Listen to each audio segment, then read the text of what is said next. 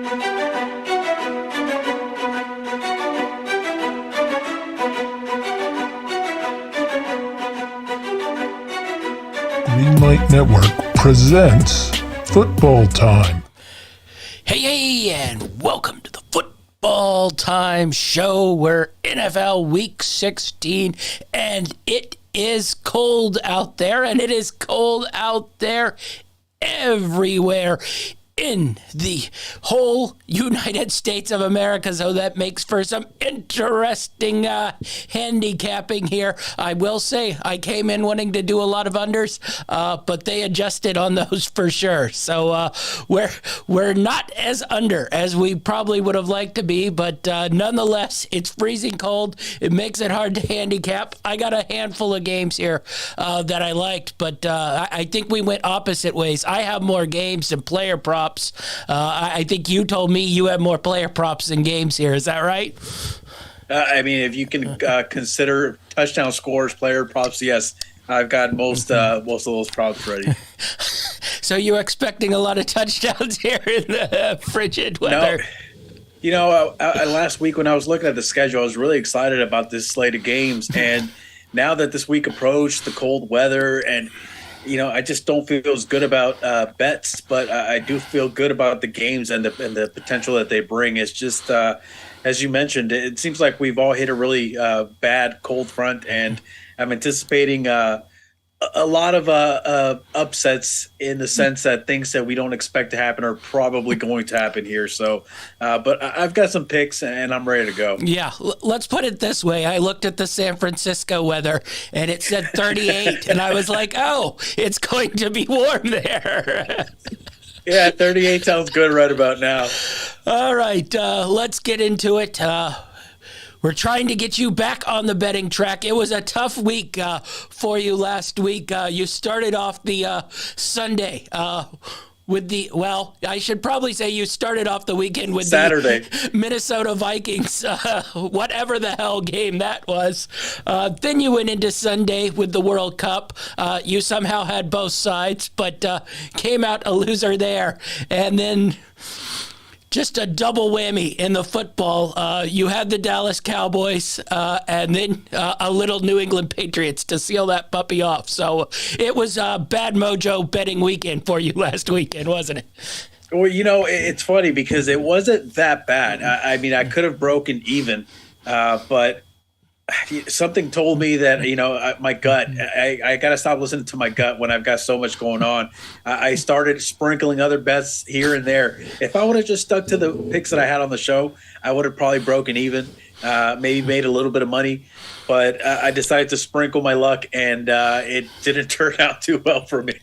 No, that's how they get you. You sit on the couch and get bored, and you have a gambling app right there and just start talking yourself into all sorts of other bets that end up breaking your soul a little bit here. But nonetheless, let's get into this week's games. Let's see if we can handicap these. We're not starting out with a doozy. Let's put it this way. The Houston Texans, Tennessee Titans. Titans on a 3-game losing streak. Texans play well magically until the last 2 minutes of the game, and then all of a sudden, losses start happening. Strange, very strange. But nonetheless, we're getting Malik Willis probably for the rest of the year. Maybe Tannehill can come back in the playoffs, but we aren't really a lock here for the Titans to make the playoffs right now, especially with Jacksonville winning that game versus the Jets. I thought that was a big win for Jacksonville for sure, because I thought maybe the Jets could find a way to win that one. But Texans-Titans, 3.5 here for the Titans. Dynamite was big on this one. I'm not big on either of these teams. I'm not touching this game. I got a couple of touchdown props in this, and that's about it. I'm curious how you're handicapping this one. I mean, how do you handicap a game like this? You know, you're talking about two opponents that know each other pretty well, but, you know, one's playing a lot better than we all anticipated they would, and the other team seems to be kind of on a downward trend, especially when it comes to injuries. But I mean, listen, I've got a couple plays here. I got to be honest with you. I'm a little light on most of my plays, but I managed to scrape up a few here and there. I don't know. I think this is going to be an interesting game just because, Malik, there was certain expectations for him. I don't think people were expecting him to come in and completely change, the way that this team looked. But I think a lot of people had hope that he might be able to come in and do some other things. They would occasionally call a pass play when he was in the game. Well, seeing as how he does play the quarterback position, they probably anticipated he'd throw here and there. But, I mean, I just don't know what to expect with him under center. I mean, I know that, we've seen a little bit from him. He definitely has a lot of athleticism. We know he's got a pretty decent arm. It's just that for some reason, they're very reluctant to let him throw the ball when they put him there. Now, he did get better this last time we saw him, but it's still, I mean, it still leaves a lot of question marks. I'll give you my plays for this game real quick. I've only got two, so, that way you kind of move on and give me your analysis for the game. I'm going to go ahead and ride Houston here the first half at plus 2.5, minus 110. That's a nice bet. Yeah, I'm super confident about this one. It just, listen, the way Houston's been playing, they've been surprising a lot of people. You look at the way they played against Kansas City. You look at the way they played against Dallas. They've actually been playing above their level. And I think it probably continues a little bit here. They seem to be really pumped up about what they've got going on right now. But they also haven't been able to close out games. And a lot of it has to do with the fact that, at least in my opinion, they don't want to miss out on that first pick. So I'm not going to ride the whole game here, but I'm going to ride that first half. Like I said, Houston plus 2.5. I don't know how Malik's going to be able to get a lot of points, especially early on. Maybe once he gets going in that second half, maybe they can come back and pull off a win here. But for this first half, I think I'm going to go ahead and ride Houston at the 2.5. And then just more of Beeler here, Traylon Burks. It seems like he's been featured a little bit more. He's become a little more involved in the offense. So I got him as an anytime touchdown. As far as value is concerned, he seemed to have the most value just from what I saw at plus 260. But other than that, I really don't have many more picks here. Yeah, I really like your first half play. I think that's a smart one, especially since I was looking for sort of half plays. I'd end up doing a handful of bets throughout the slate on halftime, full-time games, because I think there can be some teams winning at half and then lose, the overall game. And that might be something you look at here for the Texans-Titans, halftime Texans, full-time Titans. You mentioned it, though. I want to take that 3.5, but you've seen it 2 weeks in a row where the Texans are right there to win the game. And then all of a sudden, prevent defenses start coming out. Odd play calls on the offensive side when you've been moving the ball all day. They seem to want to play competitive. They just don't seem to want to really win the game in the end, which, I'm not going to argue with that. There's no point in winning games. They aren't making the playoffs, and they want that number one pick. And with the Titans, that defense is so awful right now because of injuries. Maybe they're getting a couple guys back, but you don't know how healthy they are. You flip things over to the offensive line. It's been porous, and, basically it's totally reliant on Derrick Henry, but they haven't even been able to win games when Derrick Henry has had a good game because they have no pass game. That only gets worse when you put Malik Willis in here, so I'm just a no-go on this. I have anytime touchdowns. Malik Willis was 3-1. I thought that was pretty good value there with his legs if he gets down there, and, he needs to scramble, and then I did. You took Burks. I'm taking. We'll see if I can not butcher this name. Jakezium Okokwanu, the athletic tight end who makes a cool catch a game. Basically, that's the only catch he ever makes. But I figure if they're down there on the goal line in the red zone and they're going to pass, I assume it's just going to be, a play to that big body target at 4-1. I thought it was decent value. If you think they'll pass down there, there's also a chance they run 4 times. But I couldn't grab the spread. I think I would definitely lean Texans in this one just because I think Tennessee's reeling and they've sort of hit an injury point of no return where I don't even know if they can win a game to win out, in these next 3. So it'll be interesting to see what goes on in this one. All right. Let's move on to the next game. This one's a little interesting. This was my one total I ended up betting on because it was the only one that was above 45 points. Seattle Seahawks go to the Kansas City Chiefs. Chiefs are 10-point favorites. I'm going to tell you there are a handful of games that I wanted to put bets on that I haven't yet. I was going to get your sort of thoughts on the game. I really want to take Seattle here. First, the 10 points.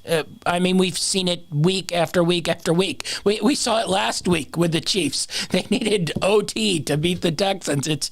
They don't win big. I know Seattle has been just atrocious the last handful of weeks, but the Chiefs aren't really playing for anything. Seattle's still playing to get in the playoffs.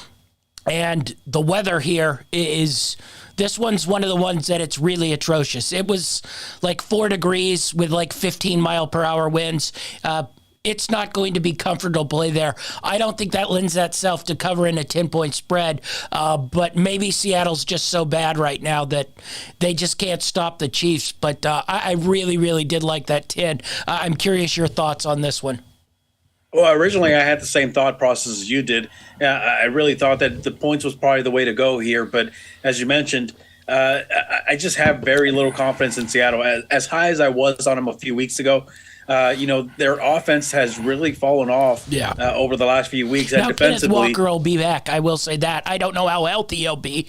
A bad ankle in this freezing cold weather doesn't seem to be a good recipe here.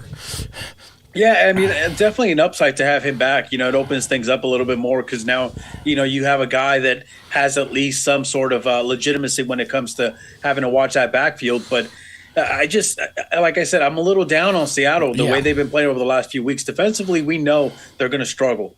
But offensively, they were doing just enough to be able to keep themselves either ahead or in games. And they've struggled over the last few weeks. So they gave me a little bit of pause, which is one of the reasons why I only have one play in this game. And my only play for this one is Isaiah Pacheco, anytime touchdown at plus 100. Kelsey's obviously going to be the main weapon on that offense. But, Pacheco, I saw some nice thing from him last week. And it went up against a pretty bad run defense. And Seattle's not that great either. So there's a good chance that he gets into the end zone here. But when it comes to this Kansas City offense, it's almost like throwing a dart at the wall. It's just you really don't know where it's going to land. They utilize just about everybody on that offense. Kelsey's going to be the main part, but there's just no value with Kelsey. Yeah. So I'm going to go with Pacheco here anytime touchdown plus 100. Yeah, you talked about it. The other thing I'm a little worried about here, I mentioned it. I wonder how much the Chiefs are going to put in this. Their goal now is to keep Patrick Mahomes healthy, to keep Travis Kelce healthy, and to keep those defensive guys, healthy. Winning a Week 16 game versus Seattle, when they've already pretty much locked up their division, locked up the playoffs, they're going to be a 2 or 3 seed. I wonder if the weather gets really, really bad, if it's just hand the ball to Isaiah Pacheco, and if Seattle beats us, Seattle beats us. But we have bigger fish to fry here in the playoffs. Let's not get Mahomes or Kelsey hurt in some stupid game in Week 16 where the weather's, ridiculously bad and have a pulled hamstring or, calf strain or something like that that's going to linger into the playoffs. So that just makes me want to take Seattle even more. It's just their defense has been so bad. You get to the point where Kansas City might not even have to try and they can score points on these guys. And I don't know how Seattle's going to react to the weather here either. It's not Seattle's used to playing in bad weather, but this is not bad weather. This is just freezing cold temperatures, and I don't think they're as used to that. So I just went one thing. Seahawks Chief under 50.5. I was stunned that they'd make any number this week, over 45. Yeah. And so it's the low number that's big, not counting like the Dolphins game. But as always, South Beach doesn't get cold ever. So we should probably all move there. But nonetheless, 50.5 just seemed, even though the Seattle defense is so bad, I just can't see a ton of points being scored in basically any of these games, which is probably what's given me such pause on a lot of these. But so I'm Seahawks Chiefs under 50.5 in that one. That's all I got. I didn't want to touch any of the player props. I know this would be the one to really hammer, but it just, they haven't moved off Kelsey 2+ touchdowns. It's basically under 2-1. So stuff like that just doesn't seem great to really go for. So I'm going here. I doubt I'll talk myself into the Seahawks, but when it's 13-10 going into the fourth, I'll probably be angry and wondering why I didn't do it. Listen, speaking of weather here, I've got a friend who's heading down to Key West for the holidays, and apparently right now in Key West it's 37 degrees. Yeah. So that tells you all you need to know. When you're that south and you're talking about below 40, it's pretty bad. Now, there is also rolling blackouts going on out here where we live. So there's a good chance that even though we're live, I might be gone. And if that happens, just know that it's not my fault. It's just the city trying to conserve power because all the heaters going off. All right. Let's move on to the next game. This was another one I wanted to take, but I didn't end up grabbing it because somehow the weather's even worse here than it is in Kansas City. Buffalo goes to Chicago, 8 points here. I really think the Bills can get going here versus the Chicago defense, but 8 and I think it was 2 there with the wind in the 20s, which made me even more sort of hesitant to grab a big spread like this. But I think the Bills can cover this. They have not covered since the first 2 games of the season. So I guess we can play. They're due to cover one of these games, but what'd you make of Bills-Bears here? Listen, this would have been a really good matchup, especially based off how Chicago played last week. I thought that they gave Philadelphia a really tough time. They stood up to them a lot better than I thought they would. So there's some positives coming into this week, but now you're going up against the Bills, team, both on offense and defense, that are pretty good. They're pretty stout. And you're talking about really bad weather also. Probably not a good combination, especially if you're, Fields, who's kind of been taking licks here and there. But yeah, I've got a few plays in this game. This is one of the games that I liked. It's just the weather conditions, man. It's just they're so unpredictable. We saw last week, we were warning people about the game in Buffalo, and when the game started, it almost looked like they were in perfect conditions, just the way they were in that offense in that first half. But that's one of the reasons why I've got a first half bet again. I've got Buffalo here first half -5.5. As you mentioned, I think that they're going to get going here against the Chicago defense. And they're probably going to want to get up big early on so they can focus on trying to run out that clock and try to get out of there before it gets really bad. So I've got Buffalo first half -5.5 at -110. I've got Josh Allen anytime touchdown at +175 here. I thought that plus value for him, especially at bad weather, probably a pretty good chance that he gets into the end zone, and you got some plus money there. And then just in case he doesn't get in, I got Singletary here, anytime touchdown +150. I thought both of those guys, for the type of weather we're expecting in Buffalo, to have plus odds for anytime touchdown was a pretty good value. Yeah, you should probably know. The parlay is coming up with the Bills, so be prepared. I knew it was. I almost took it, but I knew that if I did, you'd feel bad about it because you've been riding this parlay forever. Now, there's another one I put to make a 6-teamer out of it. So I got the Buffalo Trinity and maybe another Trinity that actually hit earlier this year to make it a 6-teamer as well as the 3-teamer. I will probably look at Buffalo up into, right up until we get off this show and right before and see if I can talk myself into it. I just didn't want to grab it with the weather like this. I know they played well, last week versus Miami in bad weather, but it wasn't really bad weather. The winds weren't that bad, and it didn't really snow like they said it was going to snow. And that's where you get a lot of accumulation. It doesn't look like there's going to be accumulation, but 20-mile-per-hour winds make me a little nervous. That's when it feels like it could be more like that Jets game where the Bills got up 20-3 and basically sat on the ball and, ended that game and didn't end up covering because the Jets sort of just, I don't want to say creeped back in the game, but scored enough points to cover it. I feel like something like that's possible in this one where Bills get up like 20-3 and then, Bears tack on and a late touchdown or something to sort of backdoor that spread. But I like your thought on the first half on that one. Bills get out and then sort of sit on the ball. All right, let's go to the next game. This one's line's puzzling. The next two are Dynamite David specials here. I did not want to go to it because basically I don't understand why this line is what it is. But the Bengals are 3-point favorites versus New England. I'm stunned. They're only 3-point favorites versus New England. First off, just going by what happened last week, and I don't know. Oh, don't remind me, man.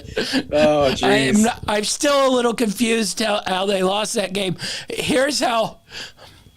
I didn't even realize they lost in regulation. I saw the car thing. I went out to, ran out to go get some groceries. I came back. I saw the score. I just assumed the Raiders had won in overtime. And then I came back and I saw the highlights and I'm like, oh. So that's how weird that one got, where it was just, I don't know. I don't know how New England recovers. You probably just brushed the page that we were all idiots and we did a stupid play at the end. Probably cost them a chance at the playoffs, but I don't think they really had that much of a shot. They're just not a very good football team. And Cincinnati coming in is probably the hottest team in the NFL right now. I'm shocked that this is 3, but I guess the line makers did their job because I don't understand why it's 3, and if I don't understand, then I get scared and don't take it. So what do you make of Bengals Patriots here? Yeah, listen, I'm in the same spot that you're in. And when I looked at the spread, I'm like, okay, finally a spread that I can take. Because I got to be honest with you, even though I was in on New England last week, it was heartbreaking. They lost that game. Yeah. The Raiders didn't win that game. Now granted, it still took a player of the Raiders to grab that ball and take it into the end zone to call it a game. But it was all because of a mistake by a Patriots player that happened. But I don't think that the Patriots are in a position right now to be able to compete with a team as hot as the Bengals are. And even with Bill Belichick, and as good of a coach as he is, especially when it comes to game planning against star players, I just don't see how they don't cover this 3-point spread. It just seems like a pretty easy gimme here, which also kind of scares me a little bit because when it seems too good to be true, it usually is. Vegas knows what they're doing, but either way, I'm going to go ahead and ride Cincinnati here, -3 at -110. And I've also got a little touchdown prop here. Jamar Chase, anytime touchdown at +100. I think that they're going to come out pretty hard, and they're going to look to attack this New England defense early on too. So I like Jamar Chase, anytime touchdown. I think that Burrow's obviously going to look for him as number one guy, and I just don't know if New England's defense can hold up. Even if they do play well early on, I don't know if they can hold up for an entire game against this Cincinnati offense. Yeah, I got a handful of Jamar Chase stuff in my parlays. I think he'll have a big day today. I mentioned I had a handful of halftime, full-time. I'm going to try to read the odds makers here, making this line 3. And I'm going halftime New England, full-time Cincinnati. So maybe they think Cincy gets off to a slow start. The weird thing is technically speaking, the weather in Boston is not as awful as it is all over the place. Granted, it's in the 20s, which, I'd take the 20s right now. It's not very good, but it was in the 20s with sort of light winds. So, I mean, compared to it being basically in the teens and single digits all over most of these other games, 20s is, I'd say, doable, especially for Cincinnati, where they aren't going to be all that bothered by the bad weather. They're used to it. So maybe New England gets off to an okay start, is winning at halftime, Cincy full-time. The halftime full-time New England Cincy pays plus 650. So I thought I'd take a shot at it, and maybe if this game starts out that way too, I can get in on the in-game line, and maybe Cincinnati can get, like down to even or something like that, and play that. I don't know. I guess the odds makers have scared me off with why this line is 3, and we don't want everybody putting money on the Bengals, because I don't see how you tell yourself I'm going to put money on New England getting 3 points versus the Cincinnati Bengals. Yeah, listen, I could understand if it was like a 10-point spread, but 3, again, it scares me because it almost seems too good to be true. Yeah. But it seems like a gimme. I mean, I'm going to go ahead and ride it because I feel good about it. I feel like this is just exactly how it's going to play out, but we'll see. We'll see. Vegas knows what they're doing. I want to meet the person who has the money on New England, who isn't a Patriots fan, who says it's good money to take the 3 here after, what happened last week. All right, let's get into this game. This one's kind of interesting because I really have no clue where to go here with Detroit, Carolina. Carolina coming off the bad loss versus the Steelers. They couldn't run the ball, and if they can't run the ball, then it's left to Sam Darnold to try to pass the ball. That's never a good place to be if you're trying to win football games. Detroit with a really gutty win there versus the Jets. I thought gave up the game-winning touchdown, found that drive right there at the end. I will say, watching Dan Campbell and Robert Saleh game manage that, little dicey there. Why Dan Campbell chooses to kick 50-yard field goals to go up 6. I don't know, but they play hard for him. Game management wise, I don't know. Maybe we could find some coach in there that can help that out. But Lions go to the Panthers, 2.5. This weather's not going to be very good. It was going to be about 15, 16 degrees. You got a dome team. You got a southern team. I don't know what to do with it here. This is also back-to-back roads for the Lions. Now they have to have it, but I had no clue what to do with this kind of game. Well, listen, the Detroit Lions are in a position now where they have a shot at making the playoffs. Well, now, I don't know if I have to speaking, Carolina does too, because Tampa Bay doesn't win football games anymore. Yeah, but listen, we've at least seen Carolina make it deep into the playoffs in the last 2 decades.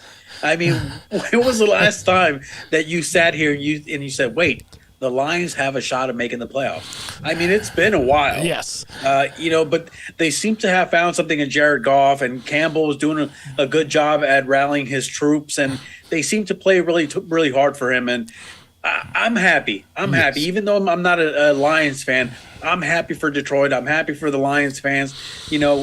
It's a lot of good things coming their way right now. Probably stuff they're not used to, but it's exciting because it's almost like we've seen it coming. It's just, taken so long to get there. But either way, I'm really excited. And I think that they're going to play really hard just because they know that they basically hold their own destiny in their own hands. So I expect them to come out really strong and aggressive, especially against this Carolina team that has struggled pretty much all season long.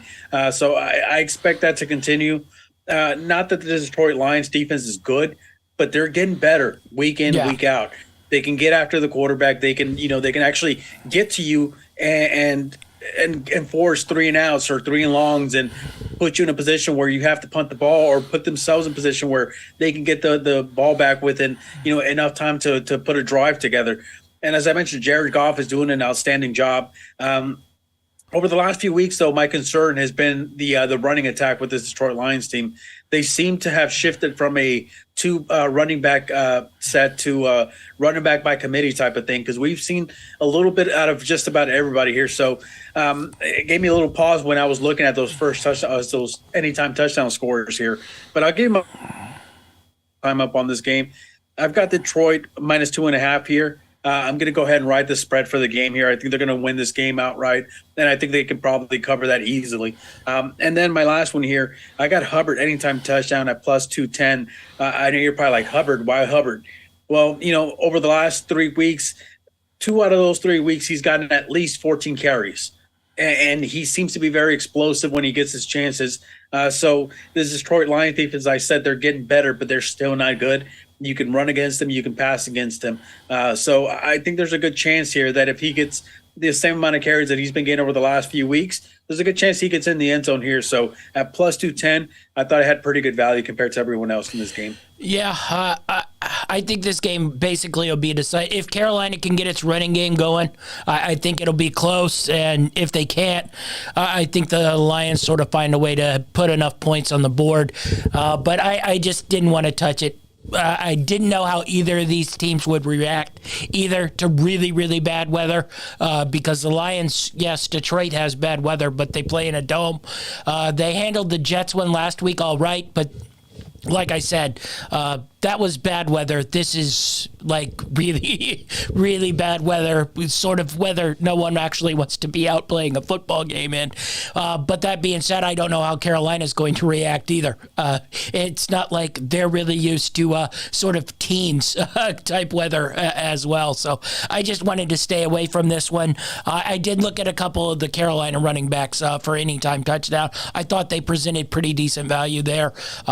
But I didn't grab it, and I just probably will move on. I'll watch the game a little bit, see if Carolina can get the running game going. If they can't, I'd probably lean towards the Lions. If they can, I'd probably lean towards Carolina in sort of a live betting situation. Hey, do you think there's a slim chance that Jared Goff is watching this? Jared Goff? Probably not, because it's 40 minutes before game time. Hey, you don't know what his preparation is? Maybe this is what pumps him up. Maybe he likes to tune in and hear me praise him and talk about how much I miss him. I hope he's out there throwing to loosen up the arm. Yeah, I hope so too. Get that arm warmed up, because it is chilly out there. All right, let's go to the next one. I don't know what to say about one of these teams. New York Giants, Minnesota Vikings. The Vikings won again, kind of. Yeah, they did. Before you even get into it, so you remember last week I had the Vikings money line in one of my parlays, and of course that game starts off. And they were down, what was it? 33, 34, nothing. Yeah. And I had worked all night long. I busted an overnight the night before. And I was like, you know what? I'm like, yeah, it serves me right for trusting this Vikings team. And I just kind of threw a blanket over myself on the couch, and I just dozed off. And I kept waking up throughout the game.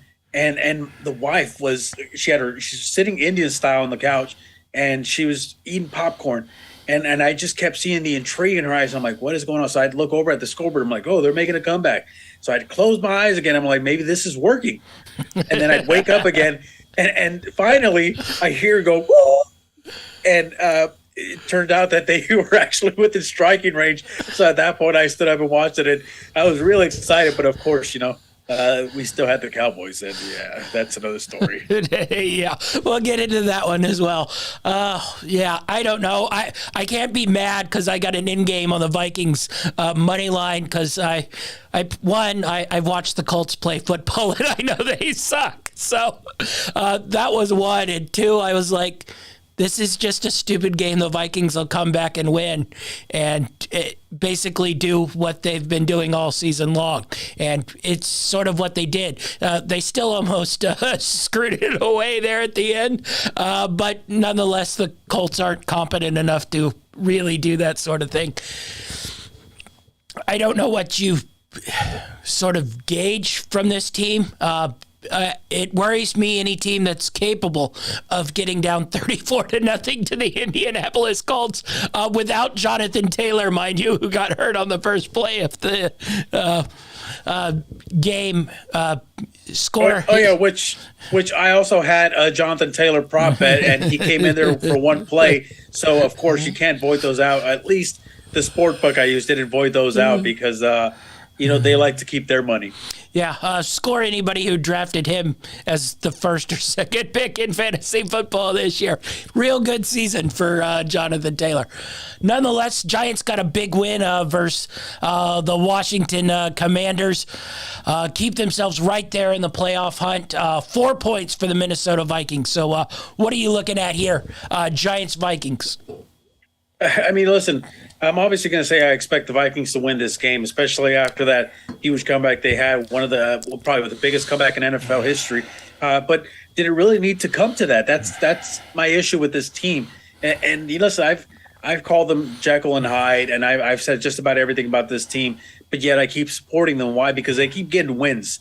And at the end of the day, yes, they might be the worst. What are they? 11-2. What's their record right now? 11-2. No, it's got to be 15. 12-3 maybe now. Okay, well, they're the worst winning record team in history. How about that? We'll put it like that. Regardless of whatever the record is at the end of the year, they are the worst winning record team ever.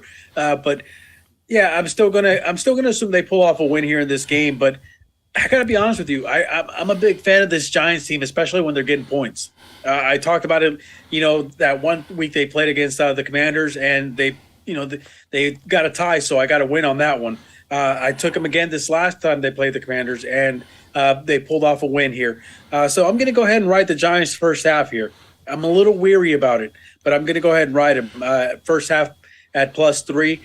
Maybe they keep it close early on. Maybe this Vikings team is a little timid based off the way last week went. But my only other play for this game here is Hawkinson anytime touchdown at +140. I feel like the team does well. They do really well when they get him involved in the game. It opens things up for Jefferson. It opens things up for Thielen, for Cook, and everyone else on that squad.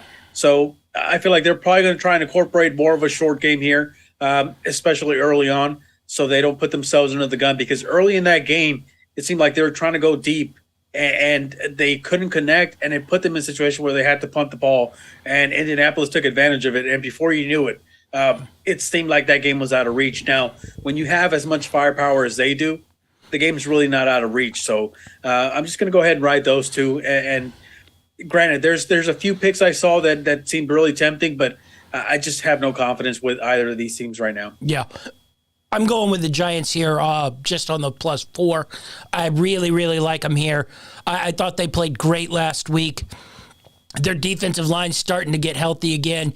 And Kayvon Thibodeaux is just been a monster for we've talked about it, but for about the last 5 weeks, he's just been a beast. And in that Washington game, I literally think he was in the backfield 70% of those plays, causing havoc. I just think this Giants team wants this game more. I think they want to get on the playoffs. I hammer teams all the time about their bad coaching, but the job Brian Daboll has done with this New York Giants team, I mean, you literally couldn't tell me one receiver on their team. They have no one to pass the ball to. They're finding offense to win games. I thought Saquon looked as good as he's looked, since about the 5th or 6th week of the season last week. I just think they can get it. Now, I'm also going to do a halftime, full-time. I feel like we're going to get the reverse here. Minnesota maybe starts out hot and then melts at the end of the game. So that's your usual MO. Yes. I'm going Giants +4. I'm going halftime, full-time Minnesota. Halftime, New York Giants win the game, +850. I thought there was decent value in that. And then anytime touchdown, Daniel Jones at +175. I think they'll try to run him down there on the goal line. There's also a couple parlays I got. for this Giants team involving Jones and Saquon Barkley. I wish they had a receiver to sort of pick on this Minnesota Vikings defense. I tried to look through, but I couldn't talk myself into Slayton or Richie James or I can't even remember the name of the other one, but none of them are good. So, but I think the Giants play hard in this one, and I think they sort of creep into lock status here in the playoffs if Seattle goes on and loses. I think they're really staring at that and can get a real advantage knowing the Seahawks play the Chiefs and they're likely to lose here. So Giants +4 is what I really, really am going on here. All right. I'm going to tell you now, no bets on this game. Saints-Browns. The Browns got a win last week, if you want to call it that. It's certainly a candidate for worst football game of the year, Cleveland-Baltimore. No one basically did anything. Cleveland won 13-3. New Orleans, of course, doing whatever they've done all year long. When you think they suck, they're good. When you think they're good, they suck. I have no clue in this one. I want to take the Saints just because they do have something to play for because the NFC South is a horrid mess of hell. Honestly, it's quite possible the Bucs get in with 6 wins. Granted, they do get Trace McSorley this week, so I'm hoping maybe they can win that game. But nonetheless, I have no idea what to expect on this. Cleveland's been terrible, and the Saints are just, one week they're really, really good. One week they're terrible. No Chris Olave in this one. Also, the weather is just atrocious in Cleveland right now. So I'm not touching anything in this one. Yeah, I mean, understandably so, and I wanted to take a spread in this game. I really did. But she mentioned this Browns team. I don't know how they've managed to pull off wins in the last couple of weeks, but they have. Even though their offense has looked horrible. Well, they've won 2 games, scoring no offensive touchdowns and 1 offensive touchdown. Listen, that defense is looking a little bit better. Yeah, it's almost like they're picking up their play a little bit here. But though that being said, if Baltimore hadn't have gone away from the run in the fourth quarter for whatever reason, because Dobbins and Edwards were running all over them, I don't know what could have happened. But Baltimore's a different question altogether as well. Yeah, so I mean, I have very little confidence in either one of these teams here, so I can't bring myself to pick a spread here. But I do have a couple of touchdown bets here. I got Nick Chubb anytime touchdown +100, which is really surprising. I know that they've really swayed away from featuring him as the main workhorse for the offense, especially we mentioned it last week. Ever since their quarterback came back from suspension, it seems like they've gone to a more pass-heavy offense. They've implemented a little bit more of I'm drawing a blank on the other running back here. I just came back from taking a nap. Kareem Hunt. It seems to be in the rotation a lot more than we're used to seeing. But I still like Chubb, especially with bad weather. I think they're probably going to lean on him a little bit more than they have in the last couple of weeks here. So I thought plus money for Nick Chubb touchdown was pretty decent value here. Especially when we know what he's capable of doing. And my other one here, this is more of a feeler here. This is just kind of based off what I've seen from the Saints team the last couple of weeks. I got Juwan Johnson here, anytime touchdown at +210. I thought it was pretty decent value for a guy who's been targeted a lot.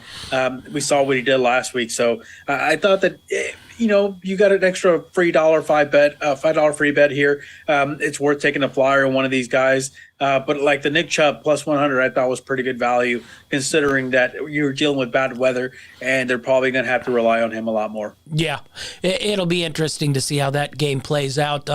We'll move on to another one that... Will it? Will it though? Well, I'm curious because I just don't know what I'm getting from the Saints. I know what I'm getting from the Browns, which is bad football, but they found ways to win. So I don't know, but this next one I'm also not got anything in as well. Atlanta Falcons, Baltimore Ravens. Atlanta was awful last week. Desmond Ridder did not look ready to play NFL football. The Ravens, we just mentioned that Cleveland Browns game, were able to run the ball, were atrocious through the air. Sammy Watkins, who was not good enough for the Green Bay offense. The Green Bay offense gets cut and then goes over to the Ravens and is their number one receiver this week. That probably should cover where the Baltimore Ravens receivers core is at right now. Once again, Lamar Jackson not playing. I was curious if weather had a little bit to do with that. They didn't want to get him out there with his sprained MCL in this kind of conditions. So Tyler Huntley again, 6.5 Ravens. Not touching that, but the Falcons were dreadful last week, so I'm not touching that. Nothing in this game. I will see who wins would be what I got in this one. Well, so when I was looking at this game, the first thing that came to mind was the way this Baltimore team was running the ball last week. And they were doing a really good job at running the ball. I thought they took a lot of pressure off of Huntley by doing so. And maybe that continues against this Atlanta defense that's not stout, that's not good. I mean, I really don't know how to explain it other than they're not really a good defense. So this Baltimore offense has a good chance of, reiterating what they started last week against Cleveland. And if they can do that, then I think they have a really good shot at winning this game. So I'm going to go ahead and I'm going to ride Baltimore here first half at -3.5 at -110. And then I've also got Huntley here, anytime touchdown. I thought they would kind of, stray away from using him the way they do Lamar Jackson, but it seems like he fits the game plan and the game style that they run with Lamar Jackson. They're just going to go ahead and stick with it. So I'm going to ride Huntley here, anytime touchdown at +210. I thought that was pretty decent value. Yeah. Like I said, nothing for me. Really, if you watched that game last week, the Ravens probably should have won it. It's just another one of those to chalk up. Ravens outplay opponent. Ravens find way to lose game. They've had 4 or 5 of them this year. They'd be in much better shape if they could have just pulled off 2 of those wins. But nonetheless, they sort of need it because they're creeping into a sort of playoff fight here with, Cincinnati sort of taking control of that division. But let's move on to the next one. Niners clinched a playoff spot. Like I said, this will be one of the ones where the weather isn't as atrocious. The Commanders go there, 6.5 point spread. Funny enough, I'm leaning on the Commanders here. I think we're going to get a little bit of a dud here from the Niners as the playoffs got clinched. They can't really move up their spot too much. It's 2-3. That doesn't really matter all that much, especially in the NFC, because basically all those teams underneath, not even 2. Basically, there are 2 teams in the NFC that anyone cares about, and the rest are all bordering on okay to terrible. Nonetheless, I just thought 6.5 was too much. I'm curious to see how Brock Purdy handles a pass rush like this. I think this is the first time he's at least going to see some guys who can actually make him uncomfortable. Chase Young will be back for the first time this season as well. So throw in another elite pass rusher. I just think the Commanders can sort of hang in there. They have a lot to play for, too. They need this win a lot more than the Niners do. So I'm going to take that 6.5. I'm curious your thoughts on this one. Well, I agree with you. They definitely need this game a lot more than the 49ers do. But, I've been expecting a bit of a drop-off from this 49er team. It seems like they get hit with an injury bug, and you're like, okay, well, this is the downfall of the Niners, and they just keep winning games. A lot of it has to do with that elite defense that they have. But a lot of it is also the offense. We've mentioned it, over the last few seasons. They have a very friendly offense when it comes to like plug and play. It seems like they deal with injuries pretty much every single season, key injuries on that offense, and somehow they still manage to pull off wins here. But I agree with you. I think that spread's a little too high for me. I think that they're due for a dud here. Will it happen against this Commanders team? I'm not sure. But for that reason, I'm going to go ahead and ride this San Francisco team at -3.5 for the first half. I think that if they're going to come out strong, they're going to come out strong early on, then probably lay off the gas pedal a little bit. As you mentioned, they don't have too much to play for here as far as seeding is concerned. And my only other play here, which it was a little shocking based off how much love he's been getting from Purdy, George Kittle, anytime touchdown at plus 190. Almost 2-1 here. Yeah, finally hit last week. Way to go. Yeah, I know. And I think he's probably going to hit here. Now, I am a little concerned, as you mentioned, you do have some guys come back for Washington here. But, if they were playing anywhere else, I'd be more concerned about how healthy they are coming into bad weather. But as you mentioned, this is probably the best weather game we're going to get all day long. So a little concerning.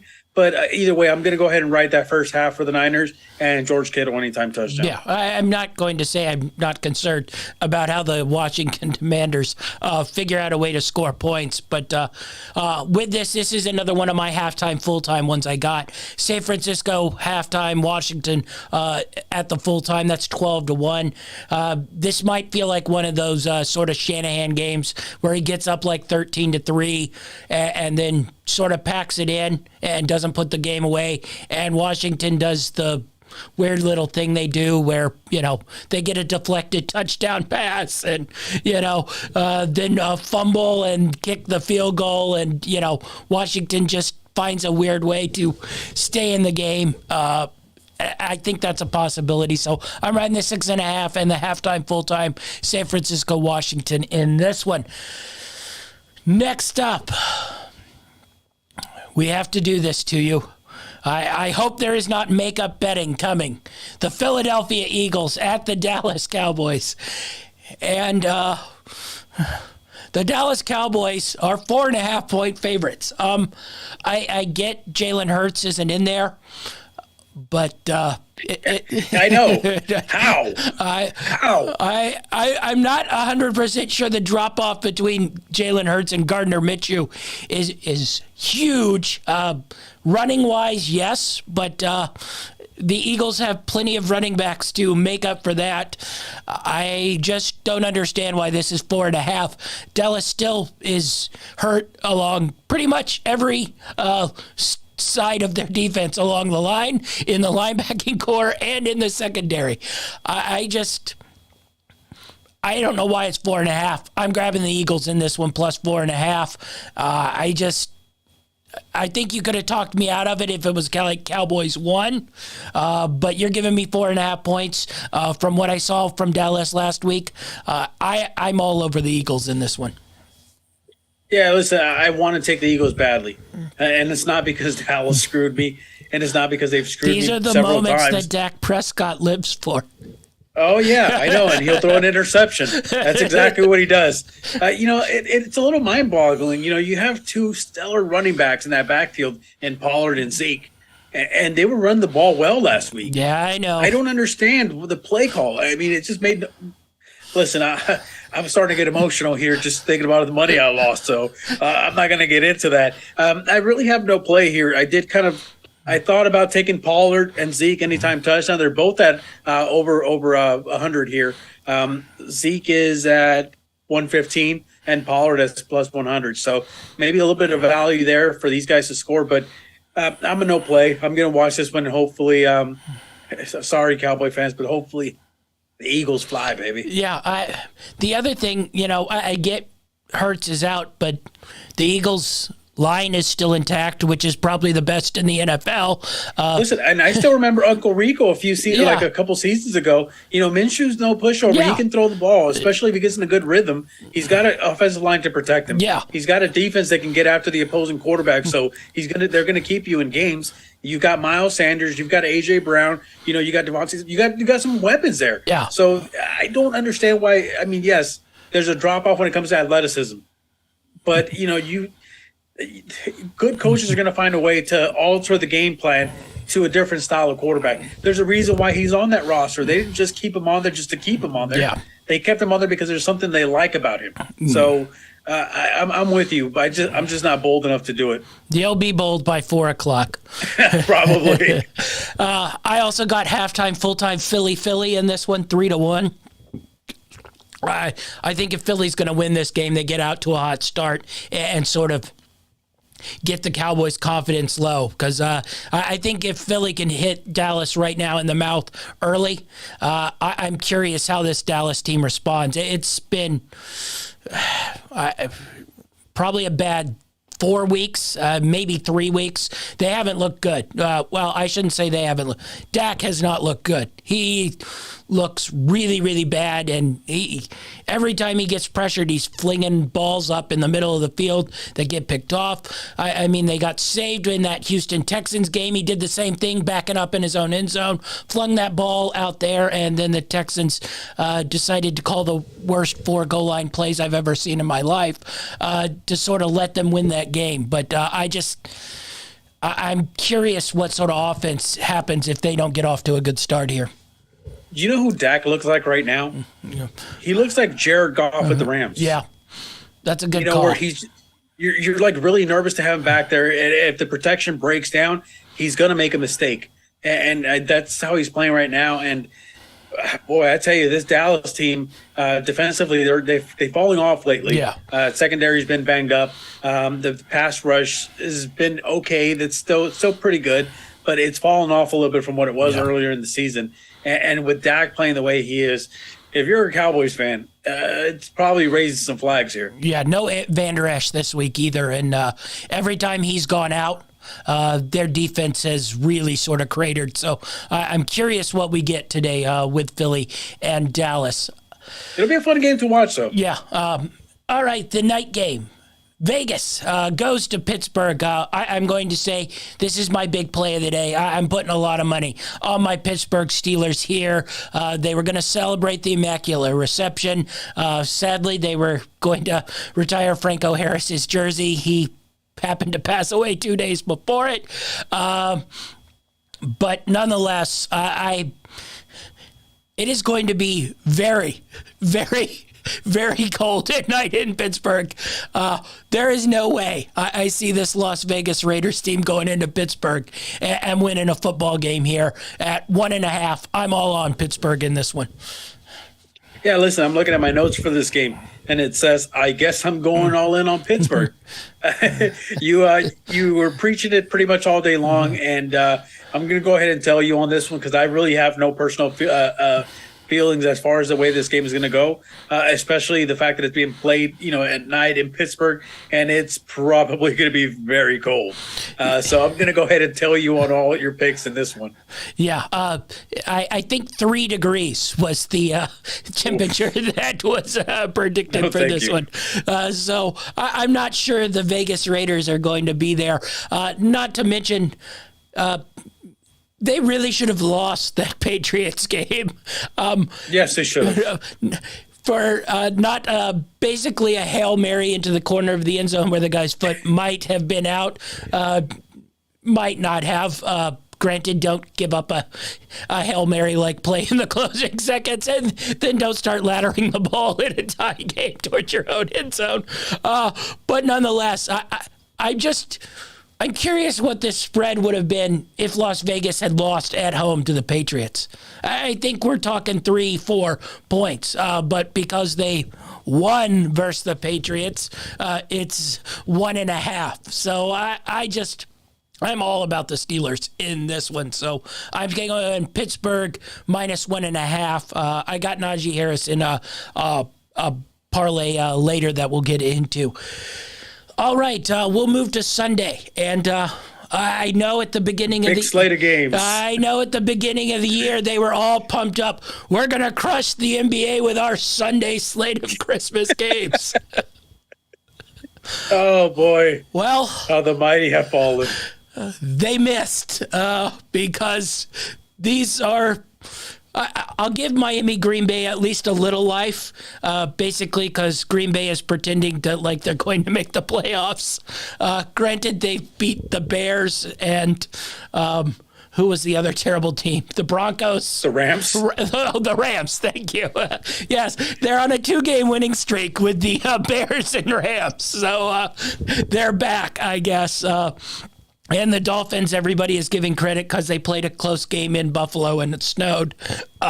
Ignore the fact that they've lost 3 in a row. But we'll start with that one. Green Bay, Miami, -3.5. Honestly, I looked at all three of these. I didn't like anything in any of them, but I have a little bit of a lean to take the Dolphins here. I think they'll explode and exploit this Green Bay defense. Like we said, they hit a real easy slate in their schedule, and I think everybody thinks they're sort of back, but I'm not totally buying it when they sort of buck up against a team with this kind of offense. And it will be at least warm in Miami. It will not be frigid. So I don't have the Dolphins as a pick, but I think by Saturday I'll probably have talked myself into it. Yeah, I actually do have Miami in the pick here. I've got Miami -3.5 for the game. I think that they're going to come out and they're going to give it to this Green Bay defense. You know, we always talk about this Green Bay defense and how their pass defense is actually one of the top-ranked pass defenses. But a lot of I've said it several times throughout the season. It's mostly due to the fact that you can run on them and you can run down their throats. But I don't think Miami's going to have to do that against them. Come out throwing well against Buffalo. I was very surprised about that. And if they can implement that along with their speedy wide receivers, I don't see how Green Bay can keep up with these guys. I don't think they can put up enough points here. So I'm going to ride Miami -3.5. A few guys that I saw that had pretty decent value for anytime touchdown here. Waddle. He's at +145 where I saw him. And the other guys, there's a good chance the other guys get in. But I think Waddle's got a good shot, and he's at plus. So I'm going to go ahead and ride Waddle also. Yeah, keep that in mind for trio parlays of anytime touchdowns. All right, I don't even know how to break down these next two games. Denver versus the Rams. Russell Wilson is playing for some reason.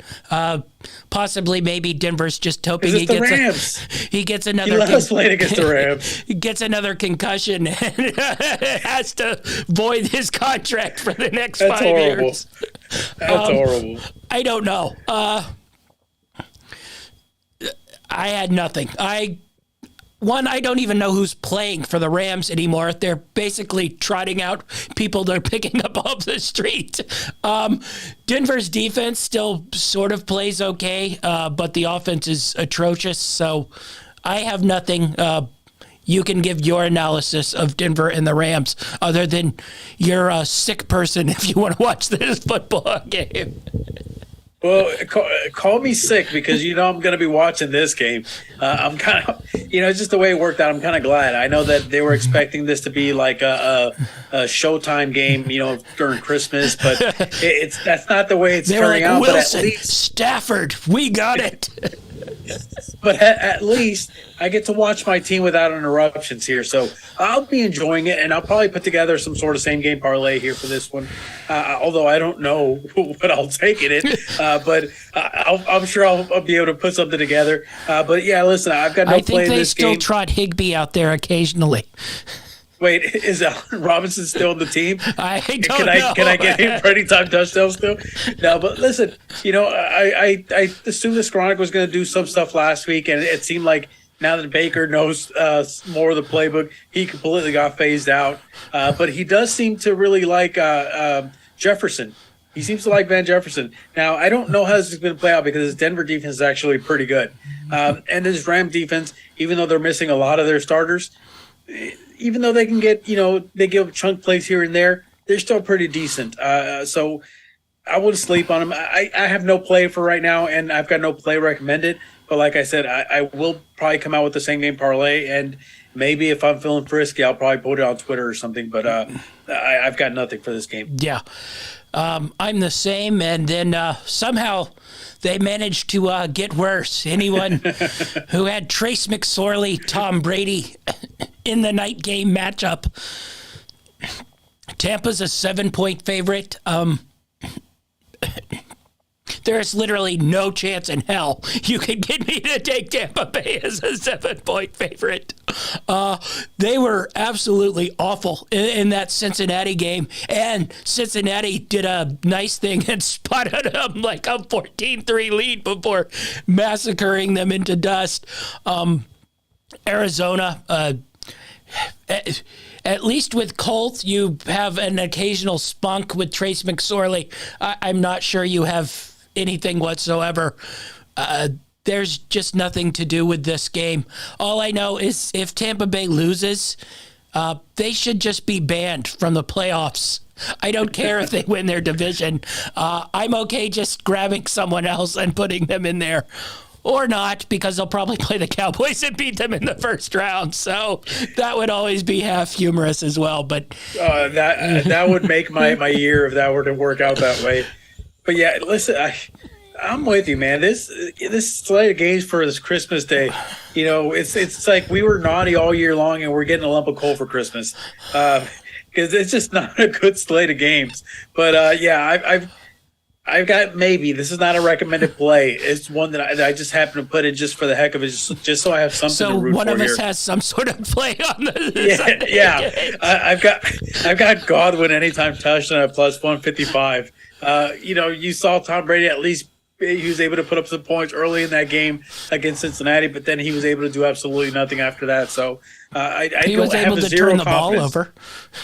Yeah, he's good at that. But I have zero confidence in either of these teams and their ability to be able to put up points or make this competitive either way. So I'm just going to go ahead and no play recommended on this. But I just for the record, I do have a Godwin play on it just for fun. Yeah, I briefly typed in Mike Evans 2+ touchdowns. Yeah, I did too, but it was 8-1, and I was like, the Bucks don't score 2 touchdowns a game.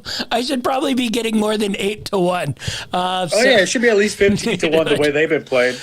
So yeah, there's nothing in here. This is a complete dud.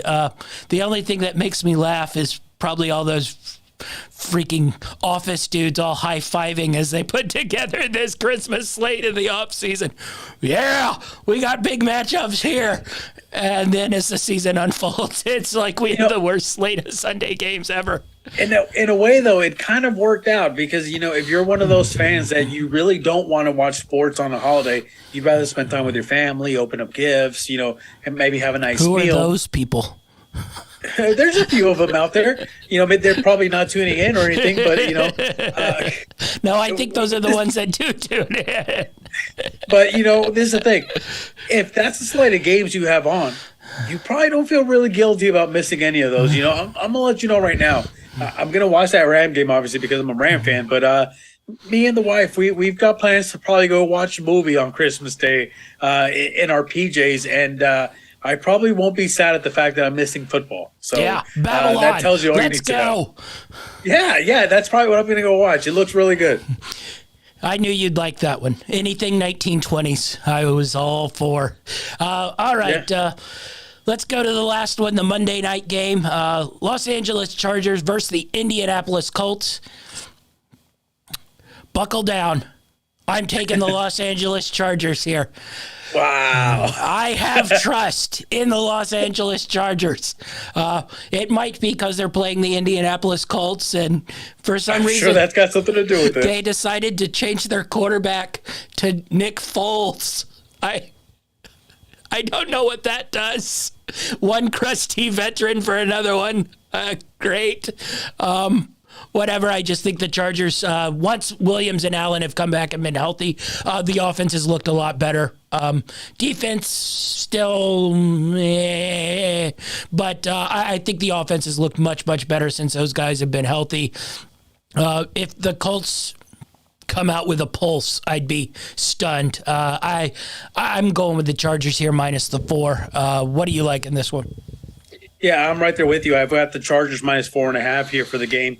I've also got Keenan Allen anytime touchdown plus 120.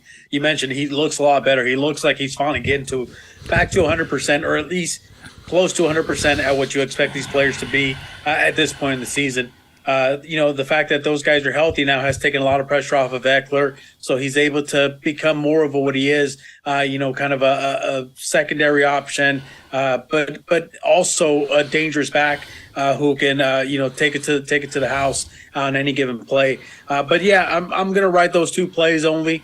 I'd be surprised if Indianapolis comes out with Foles and actually competes in this one. I think that this is pretty much them throwing in the towel and calling it a season. Not that he can't play still. I still think, he he can play. What level, I don't know. But, yeah, I'm going to ride the Chargers. I like what they're doing lately. Yeah, definitely so. All right, I got a handful of parlays here. We'll start out with one I really, really like. Jamar Chase, 2+ touchdowns, 100+ yards, 15-1 on that one. I think that one has a chance. For 15-1, I thought that was pretty good value. I have a 2 same-game parlay for the Giants. Daniel Jones, 50+ rushing yards. Saquon Barkley, 100+ rushing yards, 12-1 on that one. Pretty decent. I think Saquon probably hits it. We'll see if they run Daniel Jones enough to hit that 50 yards, but that Minnesota defense is made to be run on. A fun interception parlay. Mac Jones, Sam Darnold, Desmond Ridder, and the aforementioned Nick Foles, all to throw a interception, plus 919. You'd think that would be a little better. It didn't even get full value for a 4-team parlay. So that sort of speaks to where they think those quarterbacks are. This one I thought was pretty good as well. 2+ touchdowns, Derrick Henry, Jamar Chase, 37-1 on that one. For 2+ touchdowns. Decent value. And then, we mentioned it, the trifecta of touchdowns for teams, Hill, Waddle, Mostert. This is not great value at plus 648. I probably would not take that one. And then Allen, Diggs, Davis, 24-1 on that one. Much better value. But if you do the FanDuel same game parlay plus and make it a 6-teamer, 192-1. So we're doing retirement, baby. We're also doing a 6-teamer of Hill, Waddle, Mostert, Allen, Diggs, Davis. Anytime touchdown. Give me that $1,900, please. And then lastly, anytime touchdown parlay, Derrick Henry, Najee Harris, Jamar Chase, plus 800 on that one. So 8-1, pretty decent value on that. So Henry, Harris, Chase. I thought that one was pretty good as well. That's what parlays I got. You got any parlays for us? I've got no parlays for you this week. All I have is good wishes to all those of you that are in the playoffs, fantasy playoffs. Good luck. Hopefully you guys make some money today, and hopefully you win your fantasy games. Yeah, good weekend for it. It's 5 degrees everywhere. Yeah. Don't get me started. All right, that's our show. We'll be back next week for NFL Week 17. We're getting close to the end, and then we get to have a little bit more fun and get into the playoffs.